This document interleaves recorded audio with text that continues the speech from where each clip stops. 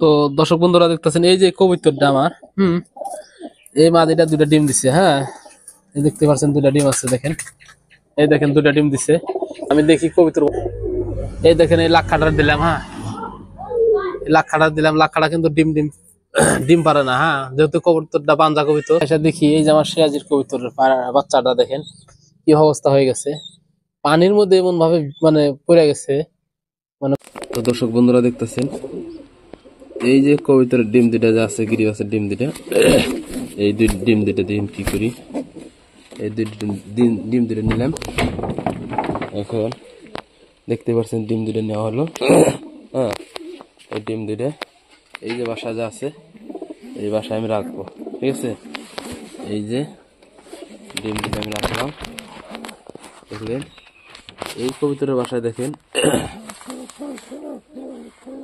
আল্লাহর রহমতে দুটা এই দেখেন বাচ্চা উঠছে, দেখতে পাচ্ছেন বাচ্চা দুটা।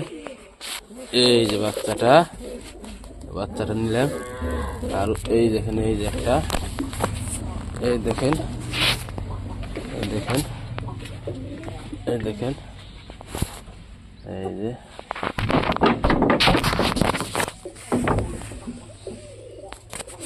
তো এখন এই বাচ্চাটা আমি রাখুন এই জায়গায়, দেখতে পাচ্ছেন এই যে বাচ্চাটা রাখছি। আরো এই যে দেখেন এই যে বাচ্চা উঠতেছে, এই রেখে দিলাম আমি এই জায়গায়। দেখেন দর্শক বন্ধুরা রেখে দিলাম, দুটো রেখে দিলাম এই জায়গায়। এখন আমি করলাম এই যে দেখেন এই যে গিরিবাসের ডিম দুটা আছে, এই দেখেন এই জায়গায় রাইখে দিলাম। গিরিবাসের ডিমটা রাইখে দিলাম কারণ এই কবিতরটার ডিম ছিল না ওর দুটা। হ্যাঁ, ওইটার বয়স মোটামুটি ধরেন আজকে আপনার ডিমটা উঠে গেছে, কিন্তু এটা অন্যটা ডিম ছিল, তো ওইটার ডিম এসে এটা দিয়ে দিলাম আমি।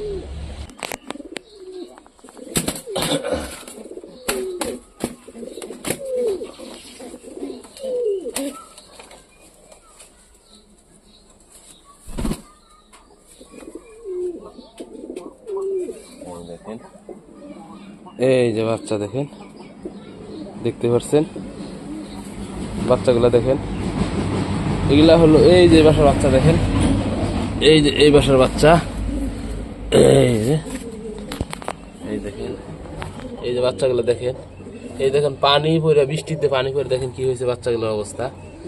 তো সেই জন্য পানি কোন জায়গাতে পরে দেখা লাগে, সেই পানি পড়ছে, পানি পড়ে বাচ্চাগুলো দেখেন ভিজে যাইতেছে, কিভাবে বন্ধ করা যায়। তো দেখতে পাচ্ছেন বাচ্চাগুলো বড় হয়ে গেল, ছোটটা দেখাইছিলাম আপনাদেরকে, দেখেন কত বড় হয়ে গেল, মোটামুটি হয়ে গেল। এটা কিন্তু গিরিবাস কবুতরের বাচ্চা। তো এই দেখেন আমার সিরাজি কবুতরের বাচ্চাগুলো বড় হয়ে গেছে, দেখতে পাচ্ছেন দর্শক বন্ধুরা মোটামুটি বড় হয়েছে, চোখ ফোটে নেই এখনো। সিরাজি কবুতরের বাচ্চা গেলে দেখতে পাচ্ছেন বন্ধুরা।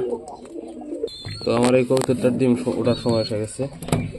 তো দেখেন আমি চিন্তা করতেছি এই বাচ্চাটা, এর বাচ্চা ছিল ওই যে খুবই, এখনো বড় হয় নাই, কিন্তু ডিম তোলার সময় হয়ে গেছে। ডিম উঠলে তার ওই বাচ্চাটা রাধা হবে না, কি হবে ওই বাচ্চার অবস্থা দেখতে পাচ্ছেন।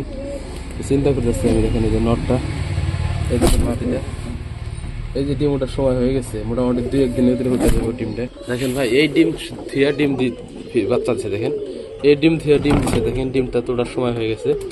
দেখেন এখনো উড়াল তো পারে না, দেখেন এখনো শরীরের পশমটা ঠিক হয় নাই, এখনো শরীরের অবস্থাটা ঠিক হয় নাই। দেখেন এই বাচ্চা থেকে ফির ডিম দিছে, বুঝতে পারছেন, ওই যে পাশে দেখাচ্ছিলাম ওই যে ডিম দিছে।